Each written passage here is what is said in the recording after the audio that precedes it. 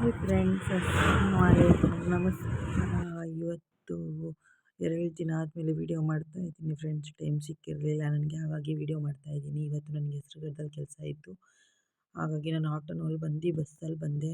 ಬಸ್ಸಲ್ಲಿ ಬರೋ ನಿಯರಷ್ಟೇ ನನ್ನ ಫ್ರೆಂಡ್ ವೆಯ್ಟ್ ಮಾಡ್ತಾಯಿದ್ಲು, ಅವಳಿಗೂ ಜೊತೆಲಿ ಕರ್ಕೊಂಡು ಬಂದೆ. ಇನ್ನೂ ಒಂದು ಸ್ಟಾಪ್ ಹಿಂದೆನೇ ಇಳ್ಕೊಂಡೆ. ನಾನು ನಡ್ಕೊಂಡು ಬಂದರೆ ಫಸ್ಟೇ ನಾವೇ ಬಂದಿದ್ದು, ಯಾರೂ ಬಂದಿರಲಿಲ್ಲ ಫ್ರೆಂಡ್.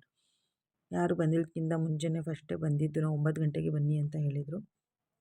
ಬಂದಿದ್ದು ರೆಡಿಯಾಗಿಬಿಟ್ಟು ಎಲ್ಲ ರೆಡಿಯಾಗಿದ್ದು ಫ್ರೆಂಡ್.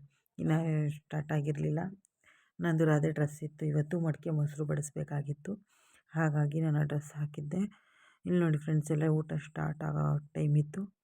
ಅಷ್ಟರೊಳಗೆ ಎಲೆ ರೋಲು ಎಲ್ಲ ಹಾಕ್ತಾಯಿದ್ರು. ನಾವೆಲ್ಲ ಮಾತಾಡ್ಕೊಂಡು ನಿಂತ್ಕೊಂಡಿದ್ದು.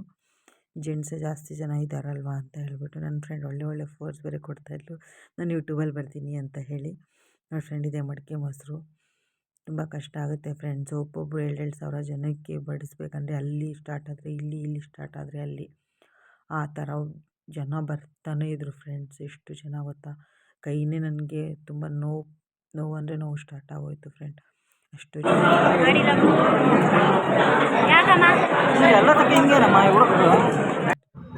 ಆಮೇಲೆ ಎಷ್ಟು ಟೈಮ್ ಆಯಿತು. ಅಂದರೆ ನೈಟ್ ವೀಡಿಯೋ ಮಾಡೋಕ್ಕಾಗಿಲ್ಲ ಫ್ರೆಂಡ್, ಲೇಟಾಗಿ ಹೋಗಿತ್ತು. ಹಾಗಾಗಿ ಮಾರ್ನಿಂಗು ನನಗೆ ಅಲ್ಲೇ ಕೆಲಸ ಇತ್ತು, ಹಾಗಾಗಿ ಮಾರ್ನಿಂಗ್ ಹೋದ್ಮೇಲೆ ಬೇರೆ ಡ್ರೆಸ್ ಇತ್ತು, ಸ್ಯಾರಿ ಇತ್ತು. ಇವತ್ತು ಸ್ಯಾರಿ ಹಾಕ್ಕೊಂಡು ರೆಡಿಯಾಗಿಬಿಟ್ಟು, ಇನ್ನು ಊಟ ಸ್ಟಾರ್ಟ್ ಆಗಿರಲಿಲ್ಲ. 9 ಗಂಟೆಗೆ ಬೇಗ ಹೋಗಿದ್ದು ನಾವು. ಇಲ್ಲಿ ಹಳೆ ಮೆಮೊರೀಸ್ ಫ್ರೆಂಡ್ಸ್. ಇದು ಯಾರಿಗೆ ಗೊತ್ತಿರುತ್ತೆ ಹೇಳಿ. ಇದು ಗಸಗಸೆ ಮರ ಇದ್ರಲ್ಲಿ ನೋಡಿ, ಹಣ್ಣೆಲ್ಲ ಕಿತ್ಕೊಂಡು ತಿಂದು ಊಟ ಮಾಡ್ಕೊಂಡು ಮನೆಗೆ ಬಂದು ಫ್ರೆಂಡ್ಸ್.